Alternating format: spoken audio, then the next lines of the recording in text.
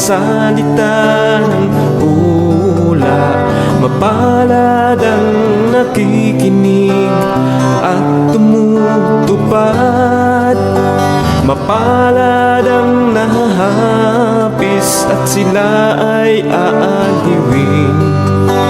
Mapalad ang nagugutom at sila ay bubusugin.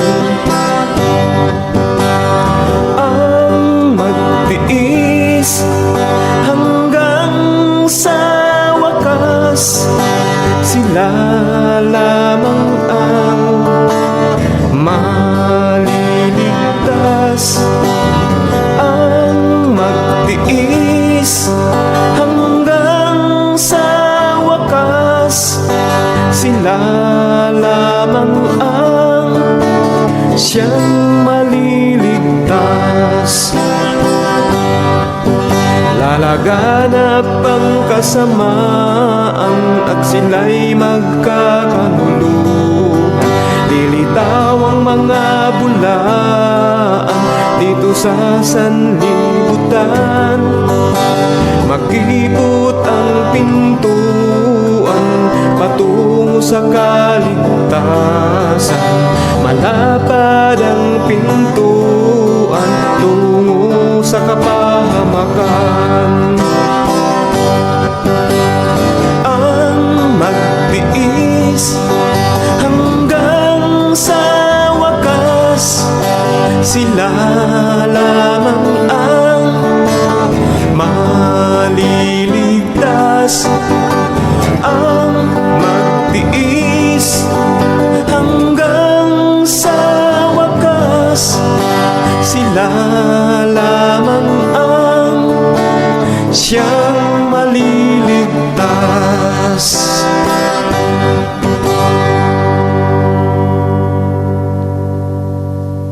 Okay po, ayan, magandang hapon pong muli sa lahat ng naming mga kaibigan, mga kapatid na sumusubaybay sa programang Ayon sa Kasulatan, Gabay sa Katotohanan, ay muli pong bumabati ng magandang hapon, magandang gabi, magandang umaga, saan man po kayo dako naroroon.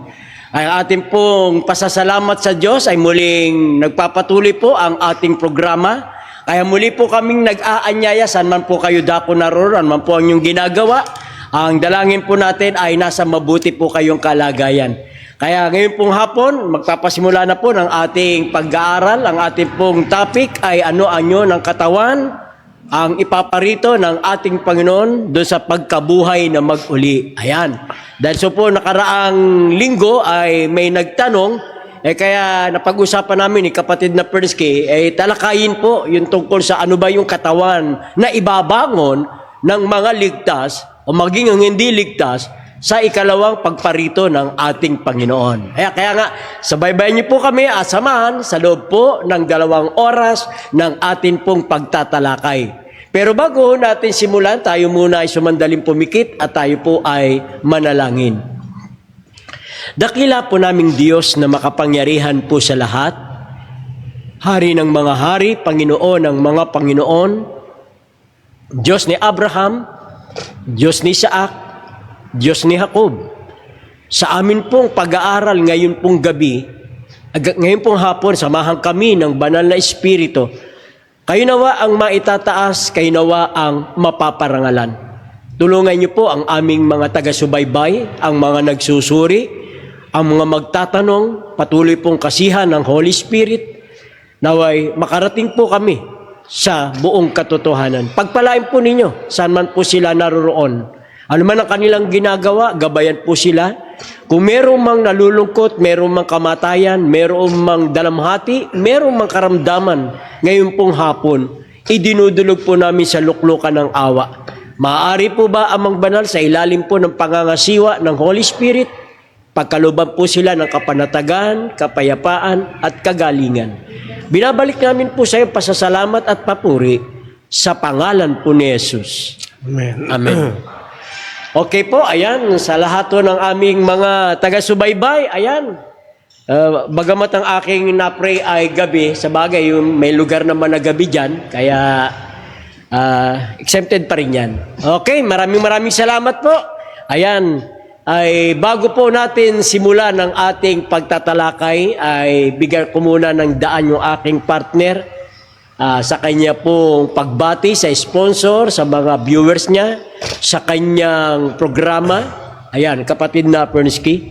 Opo, isa pong mapagpalang hapon ang amin pong pinapaabot sa inyo lahat, mga kapatid at mga kaibigan, saan man po kayong panig ng ating daigdig naroroon. Hangad po ng palatuntunan ito na kayo ay manatili sa biyaya ng ating Panginoong Diyos. Binabati natin ang Russia TV na siyang lagi nating nagagamit na platform sa paghahayag ng katotohanan. Binabati rin natin ang kaibigan natin, si Engineer Erwin de la Cruz. Ayan, nung nakaraan ay natapos ng mapayapa at masaya ang amin pong naging pag-uusap. Ganon din, binabati rin natin ang kapatid na Rocky Tulog sa patuloy niyang pangunguna sa Advent Biblical Ministry. At siyempre sa kabuuan po ng ABM, isa pong magandang araw po sa inyong lahat. Binabati rin natin ang ating mga kaibigan na patuloy na sumusubaybay at tumatangkilik sa atin pong paghahayag ng katotohanan. Ang inyo pong malit na lingkod ay mayroong YouTube channel. Yan, i-type niyo lamang po Fernando B. Camacho Jr. At diyan ay lalabas na ang programang Back to the Truth, isa pong compilation ng ating pong ginagawang mga pagtatalakay. Ganon din ang kapatid na Raymond Cada sa kanya pong tanong at sagot mula sa kanyang Facebook page, TikTok, ano pa ba yung isa? YouTube channel. Sagot sa tanong. Yung Reels. Subaybayan po ninyong palagi ang tanong at sagot ng kapatid na Raymond Cada. Ganon din ang kapatid na Aldren Ruetas sa kanyang patuloy na pagpapagaling. Every Saturday po, 3 p.m. to 5 p.m. ay patuloy ang paglulunsad ng atin pong gwapong-gwapong kapatid na Lino Suniga. Huwag niyo pong kaliligtaan po yan tuwing Sabado ng hapon sa programang Si Kristo ang Katugunan. Yan, marami po kayo matututunan riyan, mga kaibigan at mga kapatid. Ganun din, binabati ko rin ang aking may bahay, Sister Yelen D. Camacho, kay Sister Sha, kay Daddy, kay Mami, at sa ating mga pamangkin, Kyle, Amber, at siyempre sa akin pong napakagandang baby, kay Alexis Camacho. At binabati rin natin, sino nga ba itong mga bisita natin dito? Bata. Oo, yan. At meron kami dito mga kasama ngayon, ng mga bagong binyagan. Siguro mamaya makukuha namin ang pangalan, maisa-isa. At siyempre sa likod ng ating kamera, sa atin pong gwapong-gwapot, napakakisig na direktor, Don Argente. Yan. At ang aming dalagang napakatangkad. Yes, siyempre. At napakaganda. Yan, si Sister Abacan Lorin. San Juan, San Juan. San Juan, sorry, San Juan. At si John Lloyd Matugas, ang aming pong artista na nanonood dyan ngayon. Mapagpalang araw sa inyo, kapatid na John Lloyd. Okay, thank you kapatid na Pernsky. Ayan, maraming pong salamat. Kaya ngayon pong hapon ay pinaabot natin ang pagbati sa buong distrito ng ating Pastor Art. Ayan. Ganun din si Pastor Colin, nakita ko sa AUP. God bless po sa inyo, Pastor Dave, Pastor Kenneth. Ayan, sa inyong mga distrito, binabati natin ang magandang hapon. Sister Yem Ortega, ayan, magandang hapon po sa iyo. Muli po ninyong ihanda mamaya ang ating pong mga kaibigan dyan sa Bahay Pangarap. Pagkatapos nito, meron po tayong Bible study. Isama na rin po ninyo yung membro ng Blessed Hope, yan siya mag-asawang Juliet. Ayan. Kaya maraming salamat din sa pamilyang Castillo, pamilyang Delpin, pamilyang Tangilon, ayan, sa Iskabusa. Maraming salamat po. Sa lahat ng mga kabataan dyan, binabati natin sa Bahay Pangarap. Sa grupo ng Shell Care, binabati natin ang Pansito family, ganun din po sa Escoses family, binabati natin. Ganon din po ang Primrose o Patalinog Santos family. Ganon din po si Tess Ilano family. Magandang hapon po. Ganon din po si Doray, si Berber. Magandang hapon po sa inyong lahat dyan. Ganon din ang aking may bahay. Binabati natin from Poland. Ayan, Sister Priya, Jerome at si Ezekiel. Ayan. Ganon din kay Kuya Alex Pabriag, Brother Sammy Patalinog. Yan, sa mga Patalinog family. San Juan family, binabati natin. Nanay Adelaida San Juan, dyan sa Tondo, binabati po natin. Dyan sa parte naman po ng Batangas, Tatay Policarpio, sa lahat ng mga abakan, binabati po natin ng magandang hapon. Sa lahat po ng membro ng AS, Amber, Samantha, Kai, yan, binabati natin ng magandang hapon. Ayan po. Okay na po. Kay Kuya Alex Pabriag, nabati na po ba natin? Ayan, sa Pabriag family. Nanay Chet Pulpulaan, yan, sa mga magulang ni Deng Palatao, magandang hapon po sa inyo. Ayan. Kay Malu Armildes, magandang hapon po. Kay Eddie Aguilar, ayan, early 7 strike land. Thank you sa pagsubaybay sa ating programa, maging sa Exalting Jesus every morning. Thank you po sa inyo. Ayan. Berna Argente, binabati natin. Ayan, ang kanilang mga Argente family. Okay. Sige po. Kung wala na, mamaya po, babati po ulit yung kapatid na Camacho. Ano? Opo. Bigyan uli natin ng pasensya yung nakaraan. Ano? Aha. Sa lahat po noong nakapakinig po at nakapanood po nung nakaraang linggo, pasensya na po kayo. Medyo alam ko po at alam din ho namin na nabitin kayo, nabitin din ho kami.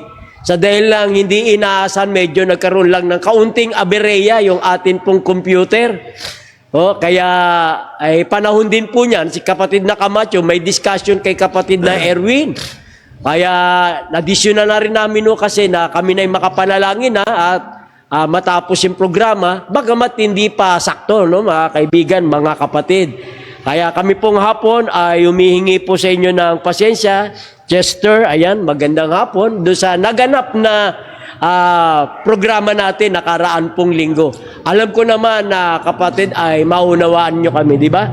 Kapatid na Patrick, ay magandang hapon sa iyo. Ganon din kay Mitch. Ganon din sa iyong anak na si Lucas. Ganon din yung iyong katiwala dyan na si sino nga ba? Nalimutan ko na tuloy. Ayan, Winston Acacia. Okay po. Kaya doon po sa mga nagsishare dyan sa ating platform, kung nariyan po yung ating nakarang kaibigan na nakikipagtalakayan, okay lang po yan. Basta maayos, mabait ng usap, walang mga mabibigat na salita, okay lang po yan. Opo, kaya kami po ay samahan ninyo sa ganyang uri ng pag-aaral. Ngayon kapatid na Camacho, natalakay natin yung yung balikan muna natin yung pinalitan na yung araw ng Sabat. Ayan. Sa panahong Kristiyano. Kaya nga nagtanong sa atin yung ating kaibigan na sa panahong niya si Apostol Pablo ay isa ng Kristiyano, no? Tinatanong niya sa atin noon na yan bang tinuturuan ni Apostol Pablo, Kristiyano na? Siguro para mabigyan muna natin kaunting pansin, kapatid na Camacho, pag sinabi bang Kristiyano, ano ba yan? Kasi alam natin, ang mga alagad, apostol ng ating Panginoon, ay mga Hudyo. Tama po. Pero masasabi ko rin, bago ko ibigay siya, masasabi ko, bagamat Hudyo, ay naniniwala kay Kristo, followers of Christ, kaya Hudyong Kristiyano. Tama. Kapatid na Camacho. Ngayon, bigyan natin ng pansin, kasi yung binanggit natin sa 16:13 ng gawa, kaya nga sabi nga natin, si Apostol Pablo sa panahon ito, Kristiyano na eh. Ayun. Ngayon ay nagtanong siya, yung ba tinuturuan ng Apostol Pablo ay Kristiyano? Ay nga, hindi niya nabasa. Pagkadating sa 14, may nabinyagan. May naniwala. Kaya ang tanong, doon sa nagtitipon ng mga Hudyo yun eh.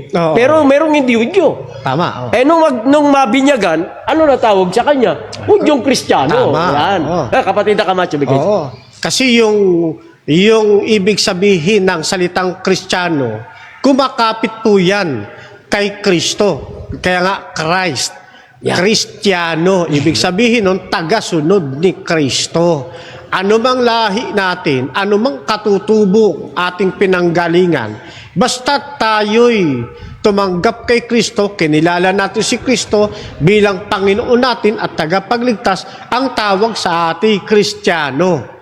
O, tagasunod ni Kristo. Kaya sa panahon po ng banal na kasulatan, sa pag-iral nito, nung sinaunang panahon, kay Hudyo o Hintil, pag yan ay naniwala, sumunod, sumampalataya sa ating Panginoong Kristo, yung mga Hudyo nagiging Kristiyanong Hudyo. Yeah. At yung namang Hintil, nagiging Kristiyanong Hintil. Ibig sabihin nun, mula sa pagkahintil, na-convert sa pagiging Kristiyano. Yung mga Hudyo naman, na-convert kaya tinatawag na Kristiyanong Hudyo. Kaya hindi lahat po ng Hudyo Kristiyano. Okay? Hindi rin lahat ng Hintil Kristiyano. Pero sa panahon natin ngayon, huwag ninyo sasabihin kayo'y hintil. Yamang kayo naman tumanggap kay Kristo. Ayun, ang tawag nyo sa atin ay hintil na naging Kristiyano. Yan po ang ibig sabihin po ng Kristiyano. Kaya doon sa panahon na yon, ang pangangaral ng Apostol Pablo, ng mayroong pong naniwala, isa lang po ibig sabihin nun naging Kristiyano po yun. At walang matinong Bible readers na magsasabing yung sumunod kay Kristo na mga Hudyo hindi tinawag na Kristiyano. Ayan. Ang tututol lang dito, balibat ang isip. Kapag kabalibat ang isip, alam nyo na ibig sabihin nun, wala yung sa wisyo. Gusto lang nun makapamunto sa ayaw talaga nun ng katotohanan. Pero ang isang matino na mag-aaral ng Biblia, tatanggapin niya na yung sumampalataya kay Kristo na mga Hudyo na na-convert sa panahon ni Apostol Pablo, tinatawag pong Kristiyano. Kaya meron bang Kristiyanong naniwala? Meron bang Kristiyanong nangili na Sabat? Mayroon. Mamaya, babasa pa ako sa aklat ng Mateo. Panahon na ng 70 AD, may pag-iral pa ng araw ng Sabat. So, dyan lang po muna ang aking pong karagdagan. Yan, thank you kapatid na Camacho. Yan, napakaganda. Kaya sana sa aming mga nanonood o sa mga babahaginan nito, yung mga share nito, sana po, doon po sana nakakaalam na nitong pagsagot na ito ay maintindihan na po natin, wag na po nating pagmatigasin yung ating mga puso. Kaya panahon ng bagong tipan, panahon na ng Kristiyano to. Kaya, alam mo kapatid na Camacho, masusug ko pa. Alam mo, nung nangangaral si Apostol Pablo, ang paggamit naman niya ng banal na kasulatan, ang dahilan, si Kristo ang kanyang pinipresent. Tama po. Sa katulad, kapatid na Camacho, balikan muna natin. Sige po. Lagay mo nga sa 28-23 ng mga gawa, tingnan natin. Pagka si Apostol Pablo nangangaral, ginagamit matandang tipan. Pero ang sentro ng kanyang pagtuturo, ito kapatid na Camacho, 28-23. Ayan, tingnan natin. Ayan. At nang mataningan na siya ng isang araw, ay nagsiparaon ang lubhang marami sa kanyang tinutuluyan. At sa kanila'y kanyang ipinaliwanag ang bagay na sinasaksihan, ang kaharian ng Diyos, at sila'y hinihikayat tungkol kay Jesus. Kita mo At na. sa pamamagitan ng kautusan ni Moises, at gayon din sa pamamagitan ng mga propeta, buwat sa umaga hanggang sa gabi. Sa makatwid kapatid na Camacho bagamat ang ginagamit ni Apostol Pablo rito ay aklat ng matandang tipan. Opo. Pero paano niya hinihikayat ang tao? Para kanino? Kay Kristo. Kristo. Kaya kung meron mang nahikayat, nagiging Kristiyano. Tama. Bakit? Kasi tagasunod na ni Kristo. Yun. Sana maintindihan ng ating mga kababayan, Oo. Kahit sa panahon ng bagong tipan, sa panahon ng mga gawa, bagamat karamihan nagtitipon, Hudyo, sabihin na natin, kapatid na Camacho, Pero pinipresenta ni Apostol Pablo tungkol kay Kristo. Tama. Kaya pagka may nahikayat, ang tawag sa kanya, Kristiyano Hudyo, o kaya naman Kristiyano hintil. Tama. Ayan. Sana maintindihan ng ating mga kababayan po yan.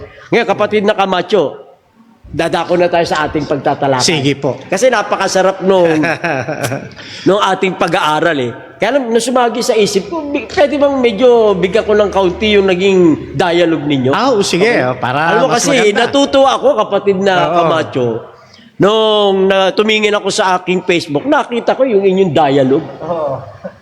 Dati, pag naririnig ko, pagka hindi masagot, next question. Oo nga. Ano, may bago na ba ngayon yun? Yung terminong 10 seconds, bago na ba yun? Alam mo, dito sa programa natin, kapatid na Camacho, Maging sa programang Si Kristo ang Katugunan, na minsan natin talagang tinatalakay na kahit anong gawin ng ating mga kaibigan, pagka ang paksa niyan ay 10 Commandments, talagang walang itatapat na tala eh. Tama. Kapatid na Camacho eh. Kaya tayo buong diin natin sinasabi sa mga kadayanog mo. Oo. Hindi na ba kayo nadala? Diba, no?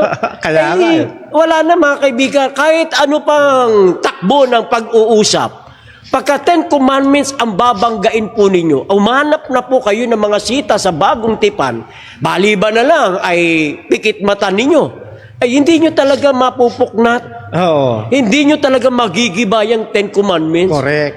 Sana yung kaninang, sino nga ba, nalimutan yung pangalan ng kaibigang Katolik na talaga sinermonan eh. Oo, nanermon. Biro niya 10 Commandments, still talaga yan. Ano man mangyari. Hindi nyo talaga may alis ang 10 Commandments.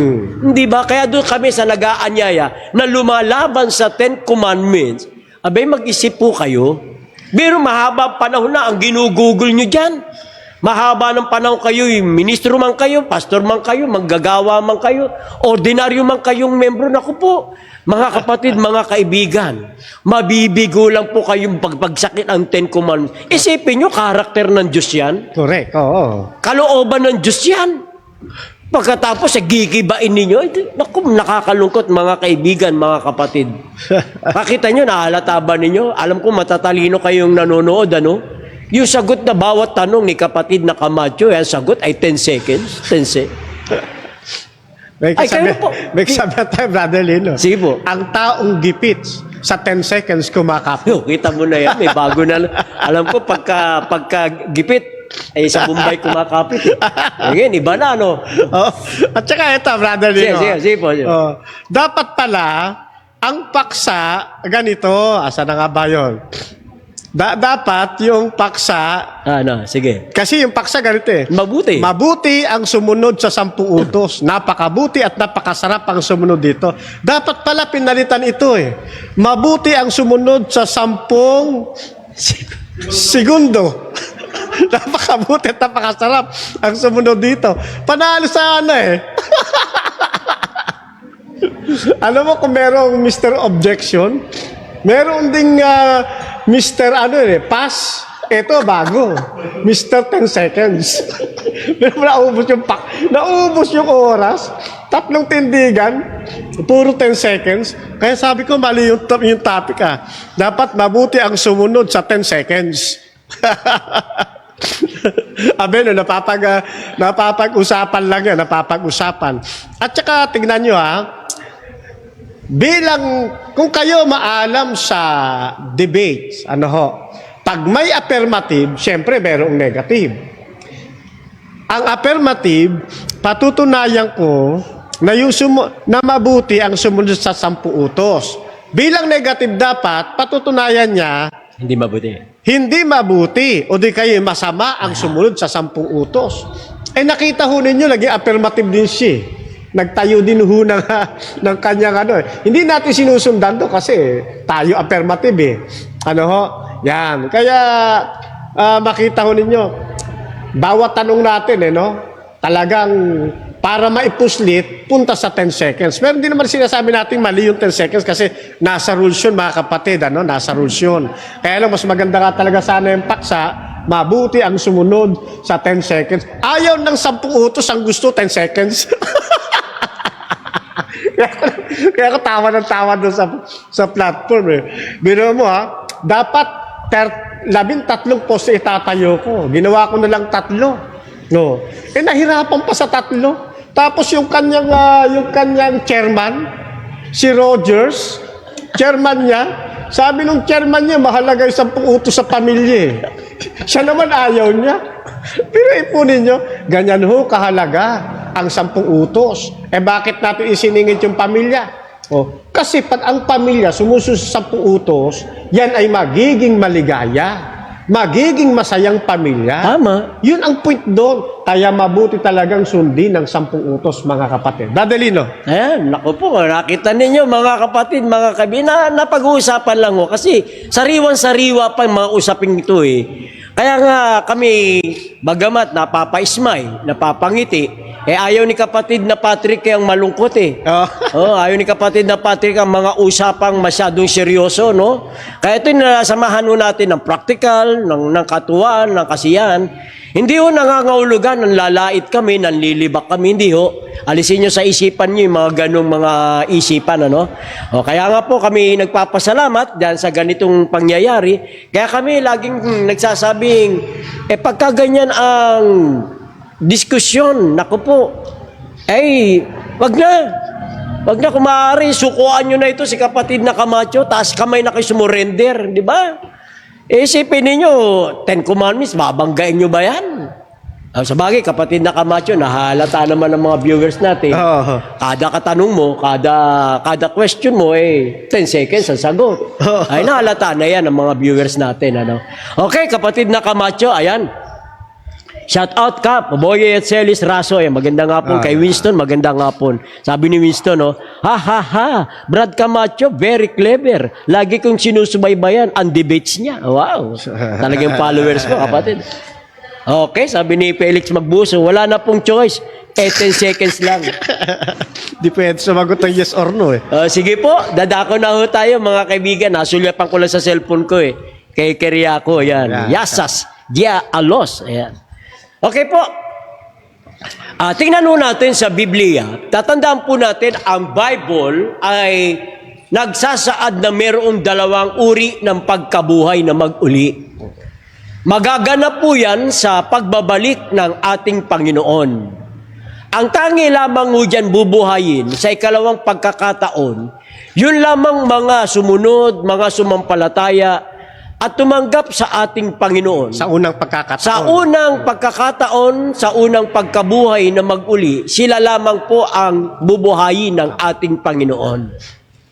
Sa katunayan po, sa pagkabuhay mag-uli ng una, ng mga ligtas, ang tanong natin ay anong uri, anong anyo ng katawan ang kanilang ibabangon. Kasi mga nakaraang linggo nga po, may nagtanong po niyan eh. Ngayon dito po sa ating programang ito, ay atin pong ikaklaro. Kaya simulan muna natin, siyempre, ang magiging kahinatnan nito, magiging unat lundo nito, sundan muna natin ang ating Panginoong Hesukristo. Tama. Noong sabay namatay at nabuhay na mag-uli, nabago na ba yung anyo niya, yung itsura niya? Tingnan natin. Sa 24 ng Lucas, sa talatang 39, tingnan natin sa Magandang Balita Biblia. Ayan, tingnan natin. 24:39 ng Lucas. Hindi yan. Lucas, yan, Luke. Matthew, Mark, Luke. Pang-apat, pangatlong aklat. Yan. Tingnan natin. Tingnan ninyo ang aking kamay at paa. Ako nga ito. Hipuin ninyo ako at pagmasdan. Ang multo'y walang laman at buto. Ngunit ako'y mayroon tulad ng nakikita ninyo. Sa makatwid, yung ibinangon ng ating Panginoon, yun din po yung kanyang katawan na namatay dito po sa panahon niya. Kaya sabi ni Kristo, ako rin to. Ayan. Makikita natin mga kaibigan, mga kapatid, sa pagbangon po ng mga tao na ililigtas ng ating Panginoon sa unang pagkabuhay na mag-uli, ang tanong natin ngayong hapon, bago kay bigay kapatid Camacho, anong uri, anong anyo ng katawan ang ibabangon ng mga ligtas sa unang pagkabuhay na mag-uli? Yeah. Dito po sa isang talata ng aklat ng Juan, dito muna ako magpapasimula bilang karagdagan doon sa sinabi ng kapatid na Lino, 11:25. Kapatid na Lorin, Juan 11:25. Ganito po ang pagkakasabi sa atin ng banal na kasulatan. Sige, lapag natin sa screen, 11:25. Yan. Sinabi naman ni Jesus, ako ang pagkabuhay at ang buhay. Ang nananalig sa akin kahit mamatay ay muling mabubuhay. Pansinin ho ninyo yung pagkakahanay ng mga termino. Sabi yun daw nananalig sa akin, sa ibang salin, ang sumasampalataya sa akin, bagamat siya'y mamatay o kahit mamatay, muling mabubuhay.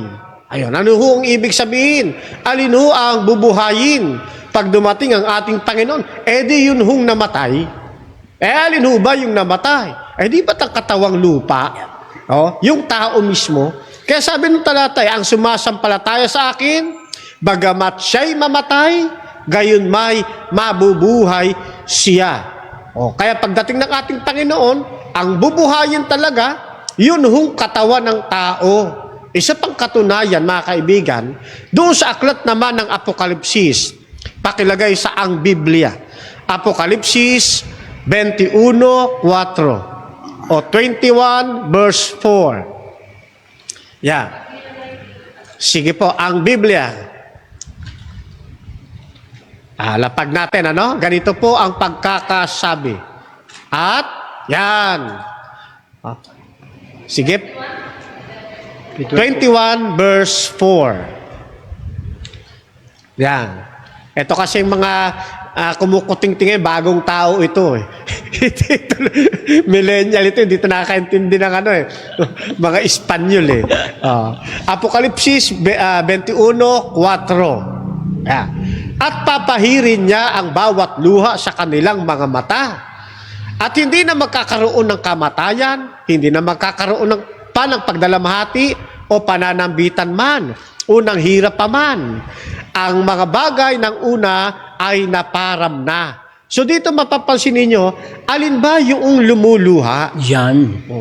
Alin ba yung nagkakaroon ng kamatayan? Yan. Ano ba yung nagdadalamhati? Hindi ba tao mismo yung ating katawan? Yan. Kaya pag yan ay binuhay, sabi ng ating Panginoon, aalisin na niya yon. Yung matang lumuluha, papahirin na niya yon. Hindi na magkakaroon ng kamatayan. Kaya yung mga nauna, wala na anya yon. Nabura na yon.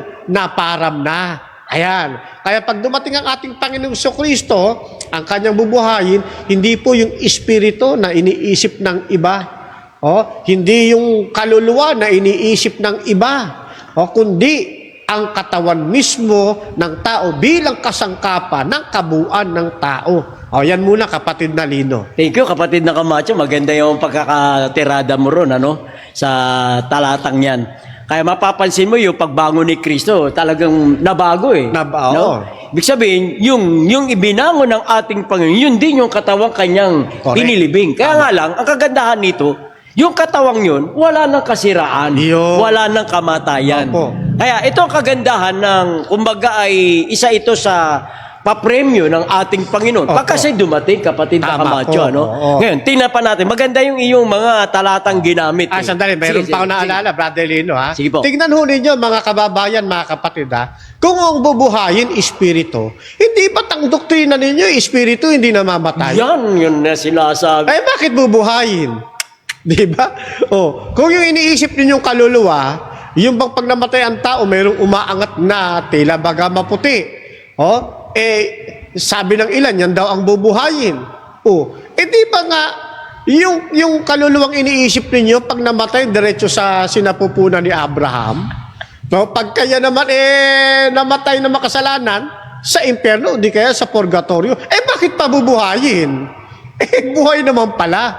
Di ba? Kaya maliwanag dito, tama nga ng pagkakaari ng Biblia, yung katawan mismo, kapatid na Lino. Mo, nung bilanggit mo, napaisip tulidan ako Isipin mo, kung sila'y sinusunog sa apoy, tapos hindi namamatay. Hindi namamatay. Pati apoy, hindi namamatay. Kita na ninyo ano bubuhayin? Kaya na sinasabi natin, mga kapatid, mga kaibigan, isipin ninyo, kaluluwa, hindi namamatay. Tapos yung apoy, hindi namamatay. Useless yung apoy para sunugin sila. Useless. Bakit kailangan sunugin? Hindi naman pala namamatay. Hindi ba, mga kaibigan, mga kapatid?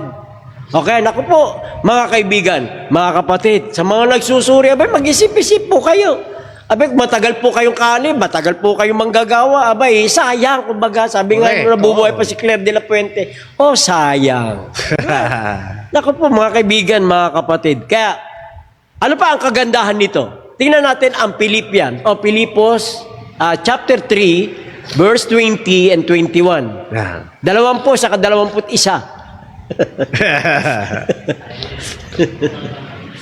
Yan. Sige po. Tingnan natin. Maganda itong... Apo. Sapagkat ang ating pagkamamamayan ay nasa langit. Mula roon ay hinihintay naman natin ang tagapagligtas, ang Panginoong Hesukristo, na siyang magbabago ng ating hamak na katawan. Saan salin yan? Anong salin? Ilagay mo nga sa magandang balita, Biblia. Mas ano ko yun eh. Mas meron akong gustong ano ron. Yan. Pagdating ng araw na yun, babaguhin niya ang ating katawang lupa, gagalwing maluwalhati tulad ng kanyang katawan sa pamamagitan ng kapangyarihan ginamit niya sa pagpapasuko sa lakat ng bagay. Mapapansin po ninyo yung talata diyan, kailan po babaguhin? Pagdating ng ating Panginoong Hesukristo. Alin ang babaguhin? Yeah. Ayan, pansinin po ninyo. Darating ang ating Panginoon, babaguhin niya alin? Ang katawang lupa. Yun. Gagawing maluwalhati tulad ng kanyang katawan. Yun. Kaya nang bumangon si Kristo, nung bumangon ang ating Panginoon, ang sabi niya, ako ito, sapagkat ang Espiritu o multo, walang laman, walang buto, Correct. na gaya ng inyong nakikita sa akin. Kaya yung ibinangon ng ating Panginoon, yun din yung katawan. Kaya lang, yung katawang maluwalhati. Tama. Eh sana mapansin nyo yan, mga kaibigan, mga kapatid. Ano po? Teka. Bakit ba kailangang mabuhay na mag-uli? Ano bang lesson ang dapat makita natin? Kasi kung walang pagkabuhay na mag-uli, useless ang pananampalataya. Tama po. Opo. Kaya ipinakita na ng ating Panginoon Kristo na siya muna ang kailangang mabuhay na mag-uli. O baka may magtanong, siya ba ang unang nabuhay na mag-uli? Di meron pa namang iba bago siya. Pero tinitingnan natin, si Kristo sa pangkalahatan, siya yung tinatawag na unang bunga. Ayan. Kung si Kristo po ay hindi binuhay na mag-uli, ay walang kabuluhan yung ating pananampalataya at wala rin pagkabuhay na mag-uli sa atin. Kaya, doon si Kristo buhay mag-uli, ang sabi ng unang Korinto, bago ko ibigay sa kapatid na Camacho, tingnan mo sa unang Korinto sa 15. Yeah. Ayan, 15. Simulan natin sa verse 21 hanggang 23. Tingnan natin, kapatid na Lorin, Abacan, San Juan. Yeah. Ayan, kompleto na yan. ha? Kung paano dumating ang kamatayan sa pamagitan ng isang tao, gayon din dumating ang muling pagkabuhay sa pamamagitan ng isang tao. Sapagkat kung paanong mamamatay ang lahat dahil sa kanilang kaugnayan kay Adam, gayon din naman, mabubuhay ang lahat dahil sa kanilang kaugnayan kay Kristo. Tuloy. Ngunit ang bawat isa ay sa kanya-kanyang takdang panahon. Si Kristo ang pinakauna sa lahat, pagkatapos ang mga kay Kristo sa panahon ng pagparito niya. Yan po ang kagandahan, mga kaibigan, mga kapatid. Kaya si Kristo nabuhay na mag-uli para naman yung mga taong maniniwala sa Kanya, susunod sa Kanyang mga aral, meron din pong pag-asa sa tinatawag na unang pagkabuhay na mag-uli. Ayan po, kailan po magaganap? Sa pagbabalik po ng ating Panginoong Kristo. Kapatid na Camacho. Opo. Kaya nga, pag itinuloy po ninyo yung talatang yun napakaganda ng atin pong mababasa rin. Lagay po ninyo sa 58. Ayan, 58. 58. Yan, ano sabi diyan? Yung 58. unang Korinto, kabanata 15, yan, talatang 58. Yan. Nawibindang siya, no?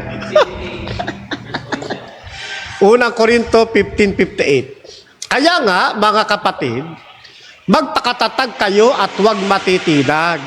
Magpakasipag kayo sa gawain para sa Panginoon. Yamang alam ninyong di masasayang ang inyong pagpapagal para sa Kanya, ang sabi ng talata.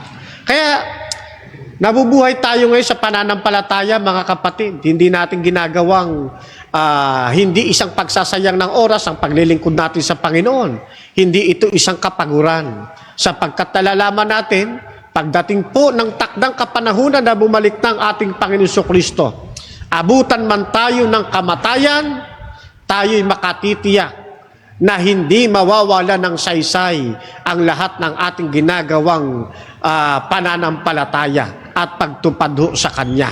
Kaya doon sa aklat ng Apokalipsis, sa Kapitulo 20, talatang 6, Kabanata 20, talata 6. Yan. Mapalad at banal ang makalakip sa unang pagkabuhay na maguli. Sa mga ito'y walang kapangyarihan ang ikalawang kamatayan, kundi siya'y magiging mga saserdote ng Diyos at ni Kristo at maghaharing kasama niya sa loob ng 1,000 taon. Ito yung kagandahan, mga kapatid. Yun pong mga banal, kapag siya'y inabutan ng kamatayan at wala pang ating Panginoon, mapalad siya. Sapagkat dumating man ang ating Panginoon sa hindi nating oras, sa hindi nating panahon, pero kapag siya ay nahayag sa ikalawa, mapalad tayo. Tiyak na makakasama tayo doon sa unang pagkabuhay na maguli. At kapag tayo'y nabuhay na roon, mga kapatid, yung sinasabi ng Biblia na pagkabuhay na maguli, physical po yun, mga kapatid, yung physical nating katawan. Pag nabuhay na po ulit ito, sabi rito, hindi na tayo mamamatay pa.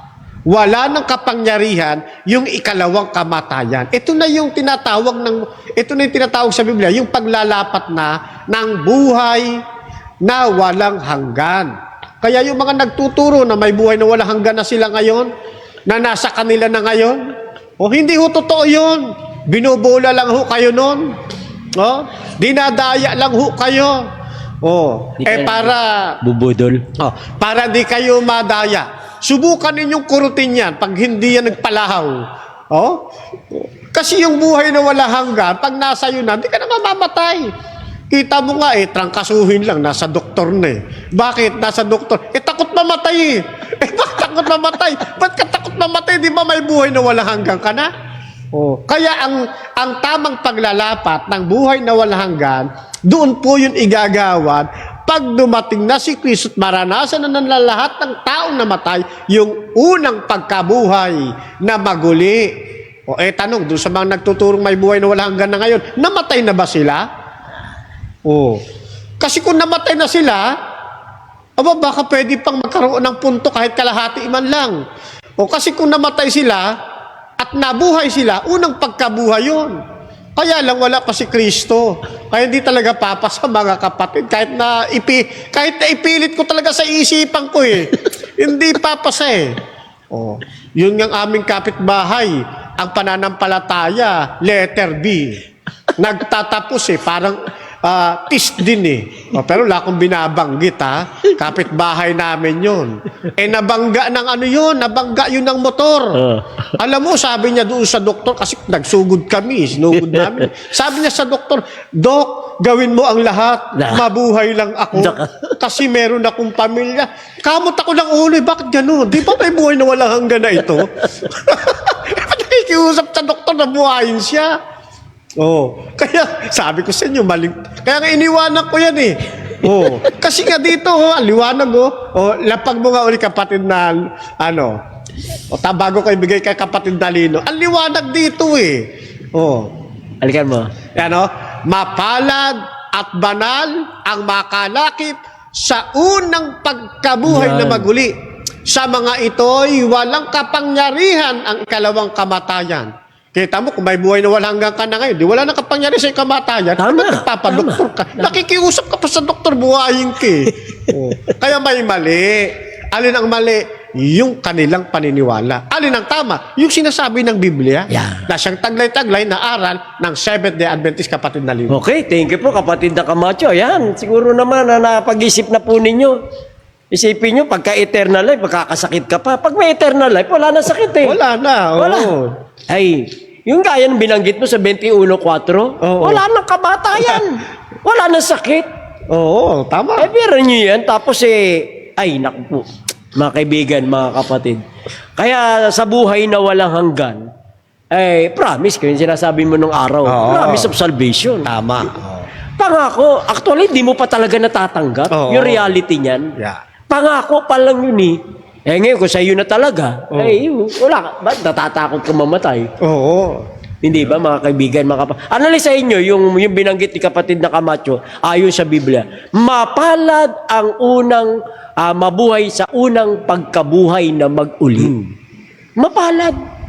Ang kagandahan naman ito, kapatid na Camacho, may twist eh. Oo, yan. Yung ikalawang pagkabuhay, ano kayang itsura nun? Oo nga. Kasi dito, bibigyan ng maganda eh, magandang anyo Oo. eh.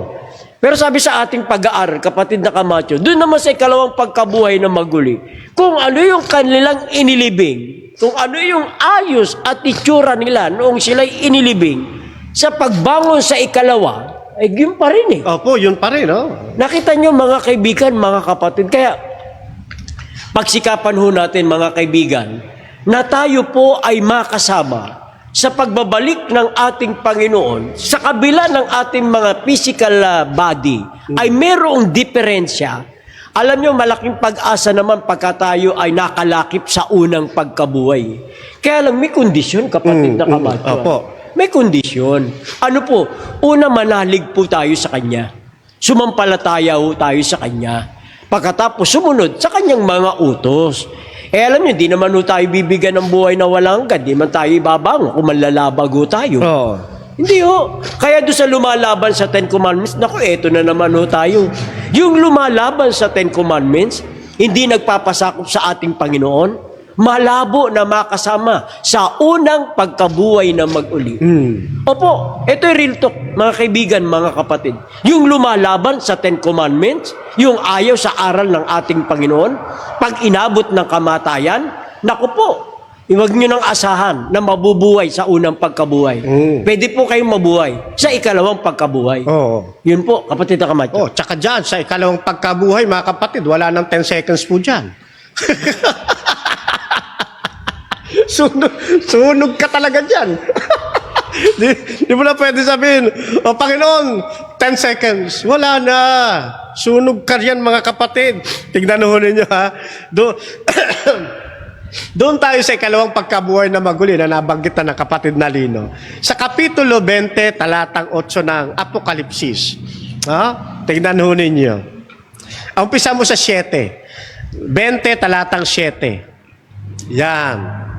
At kung maganap na ang 1,000 taon, so may nangyaring 1,000 years, ano? Pag natapos na raw yun, si Satanas ay kakalagan sa kanyang bilangguan. Ano kasunod na mangyayari? At lalabas upang dumaya sa mga bansa na nasa 4 na sulok ng lupa, sa Gog at Magog, upang tipunin sila sa pagbabaka na ang bilang nila ay gaya ng buhangin sa dagat. O, tuloy mo na sa 9.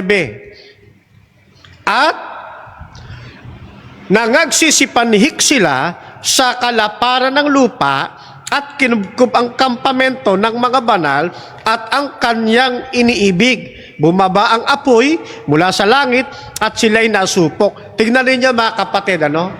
Doon sa ikalawang pagkabuhay na maguli, nagaganap po yan pagkaraan o pagkatapos ng 1,000 taon. Alin po ang binuhay sa kanila?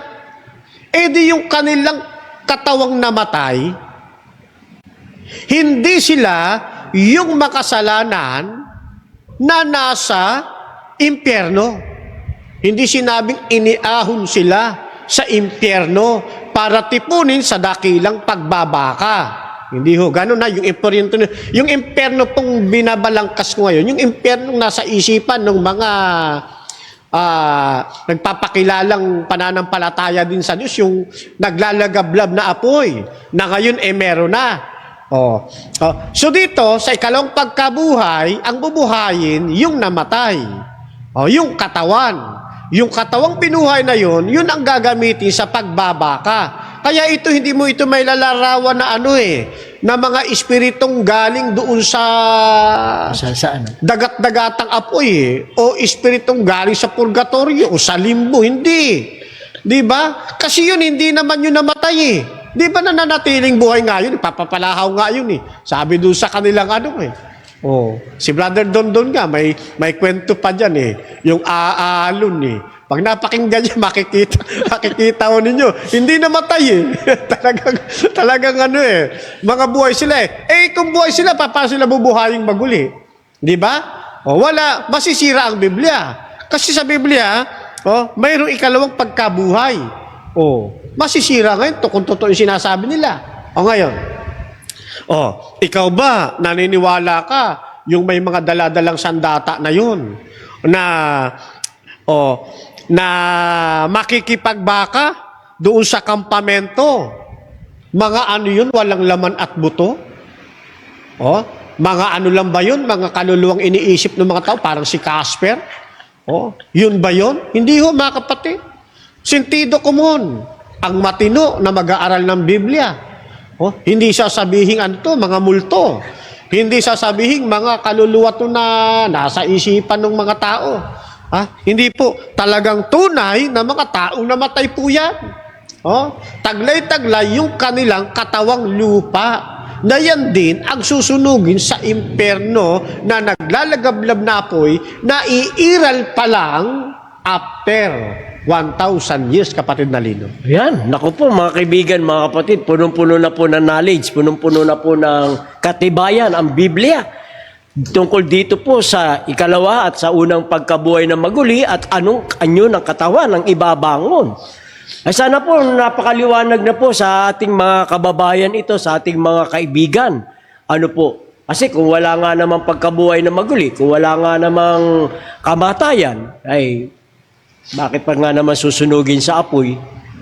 Okay, mga kaibigan, mga kapatid, tingnan pa natin bago pumasok tayo sa mga tanong. Kapatid na Lorin, baka meron na, no?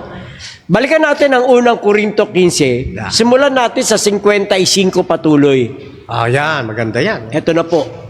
Kaya makikita natin ang kaganapan na nito pag si Kristo na pinali na bumaba mula sa alapaap.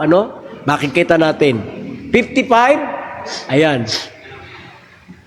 Unang Korinto.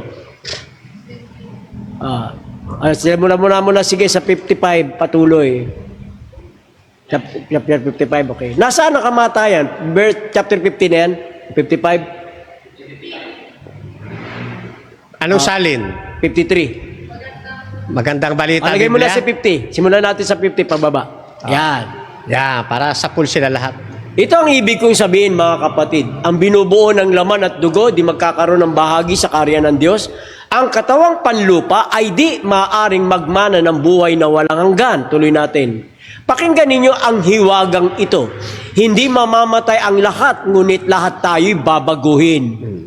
Sa isang sandali, sa isang kisap mata, kasabay ng huling tunog ng trumpeta, pagtunog ng trumpeta, ang mga patay ay muling bubuhayin. At di na mamamatay. Babaguhin tayong lahat. Sapagkat itong katawang nabubulok ay dapat mapalitan na di nabubulok. Liwanag. At ang katawang namamatay ng di namamatay. Kapag napalitan na ng walang pagkabulok ang nabubulok, at napalitan na ng walang kamatayan ang namamatay, matutupad ang nasasaad sa kasulatan. Nalupig na ang kamatayan, ganap na ang tagumpay. Nasaan ang kamatayan o tagumpay? Nasaan o kamatayan ang iyong kamandag? Ay, makikita nyo mga kaibigan, mga kapatid, itong katawang ito, ang tawag nga dyan, nabubulok, naaagnas. Kaya pagbalik ng ating Panginoon sa pagtunog ng trumpeta, ay mabubuhay mag-uli sa unang pagkabuhay itong mga sumunod, sumampalataya, nagtiis sa ating Panginoon. Kaya yung katawan, pag binangon, ay hindi na mabubulok. Yun yung katawang malwalhati, katulad ng katawan na ibinangon ng ating Panginoon at iniakyat sa langit. Yun yung katawang hindi na namamatay, katawang hindi na nagkakasakit, katawang hindi na nabubulok. Kapatid na Camacho. Tama po. Kaya ho, mga kaibigan, mga kapatid, wag na kayong manatili dyan sa mali ninyong itinataguyod na aral. Tinatawagan namin dito yung mga pastor na hanggang ngayon, mali pa rin ang inyong daladalang aral. Panahon na, mga kaibigan, para tayo'y magkaisa ng pananampalataya. Katulad doon, ay meron pala ako nakausap, kapatid na Lino. Sige po. Nung aking niyayaya na sa pananampalatayang ito, pastor, alam nyo, sabi niya, mahirap na kasi ako lumipat dyan eh. Kasi, ang laki na ng sakripisyo ko eh. Yun lang, no? Ang haba ng panahong nag-aral ako ng pagpapastor eh. Tsaka pagpunta ko rin, di naman ako makatitiyak na may sahod ako sa Seventh-day Adventist eh. Talaga ho kung minsan, may pagsubok tayong pagdadaanan. Pero kapag mahal natin si Kristo, gusto natin ng totoo, ano man ang inyong posisyon, bishop man kayo o pastor sa inyong kinaanibang pananampalataya, lilipat at lilipat kayo sa totoo. Tama. Hindi tayo nabubuhay sa daigdig na ito nang dahil lamang sa salapi na ating tinatangkilik. Mahalaga sa atin ng pananampalataya. Papayag ka ba? Mananatili ka riyan. Alam mo nang mali ang aral mo. Hindi ka ba naaawa sa inyong pamilya? No. Hindi ho ba? Kapag mahal niyo pamilya ninyo, mahal mong anak mo, ang asawa mo, lilipat ka ng pananampalataya. Kaibigan, talagang tahasan kung sinasabi ko sa inyo ng mga pastor, mga ministro, mga manggagawa na ang doktrina ay katulad po ng aming sinasawata. Umalis na po kayo riyan. Amen. Ako man katulad din naman ninyo nung araw, pastor din eh. Kaya lang, aanihin natin laki ng kita riyan kung mapapahamak naman ang ating kaluluwa. Hindi ho ba? Kaya mga kaibigan, ang panawagan namin, tuwi-tuwi na sa programang ito, habang bukas pa ang pintuan ng awa, umalis na kayo sa pananampalatayang iyan. Uulitin ko po, umalis na po kayo riyan. Mapapasama lamang kayo pag hindi kayo umalis sa ikalawang pagkabuhay na maguli. Mahirap po mapasama doon, mga kapatid.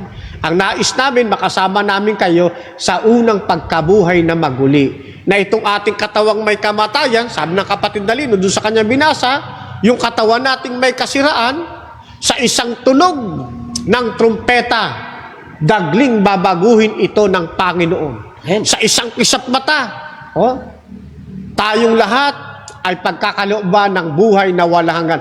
Dito namin kayo gustong makasama, kapatid na Lino. Thank you, kapatid na Camacho, sa maganda mong paanyaya sa ating mga kaibigang mga manggagawa ng iba't ibang samahang pananampalataya. Ang pakiusap lang sana natin, ang dalangin natin, kapatid na Camacho, no? Sana kung meron mga pastor na lilipat, Tama po. wag na sana nila nating maririnig na, ay, inuuto-uto ko lang kayo. Oo nga. Sana, pangit yun, mga kaibigan, mga kapatid. Kung talagang kaibituran ng ating puso na nakita natin ang katotohanan kay Jesus, ay lilipat po tayo. Lilipat tayo at lalapit talaga tayo sa buong katotohanan ng inaalok ng ating Panginoon. Maging seryoso tayo. Baka kasi sumasama lang ng loob, tapos aalis, tapos sasabihin, inuuto lang. Naku, mahirap yan, mga kaibigan, mga kapatid. Nakakalungkot to yan. Ay, alam naman natin at kilala naman ninyo ang ibig nating sabihin. Dahil ito naman ay hayag na napapanood sa kanyang mga programa, siya rin naman ang may sabi niyan.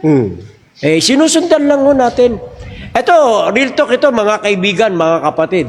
Kami ni kapatid na Camacho, kapatid na Mungkada, kapatid na Adren. Kami ho rito, hindi naman ho kami mga pastor. Lumipat ho kami, hindi naman sa sweldo. Wala naman kami sweldo. Hanggang ngayon nga, wala tayong Hindi sahod. ba? Okay. Kahit nga pang gasolina, wala. Oo. O, hindi ba, mga kaibigan, mga kapatid? Kaya yung sinasabi nyo nung araw na testimony ni kapatid na Raymond Cada, abay, huwag kayong dyan sa Adventist. Lalo yung tatay ko, mamamatay kayo dyan, gugutom lang kayo dyan, ngayayat kayo. Oh. Ba, hindi naman. Hindi ba? Naalala nyo ba yung testimony ni Raymond Cada na, nako, pagka naging Seventh-day Adventist ka, papayat ka, ngayayat. Nako, pagmasdan nyo si Raymond Cada. Oh. Ba, gumanda, bumilog, hindi siya po, ha? O, hindi siya po yan. Aba, wag kayong nega. Yun nga. Ha? Ito yung real talk. Wala rito pastor sa amin. Mga ordinaryo kaming membro. Tama. O gaganda na aming katawan. O, di ba? Hindi sa ikapo. Kayo naman, kung nakita nyo malaki yan, sabihin nyo, ikapo, hindi po. Oh. Malulusog lang ho kasi kami, gawa ng pili yung aming kinakain. Yan Di ba? O kaya, yung paanyaya ni kapatid na Camacho, abay, sana hindi na natin maririnig kapatid na Perniano. Umalis ako dun kasi inuuto-uto ko lang sila Oo nga. Pangit yan, mga pangit na idea yung ganyan. Kaya bumalik, kaya nag-Adventist siya kasi binayaran ng Adventist. Wala nun. Paninira lang yun. Yan, kapatid na Camacho. Okay, maraming salamat po. Ayan, yung aking may bahay, nanonood. Thank you. Kaya kapatid na Prades, yan. Thank you rin. Shout out. Shout out sa inyong lahat diyan, Okay, sa Montibon, maraming salamat. Uwi ka na, Brother Norman. May Bible study pa tayo,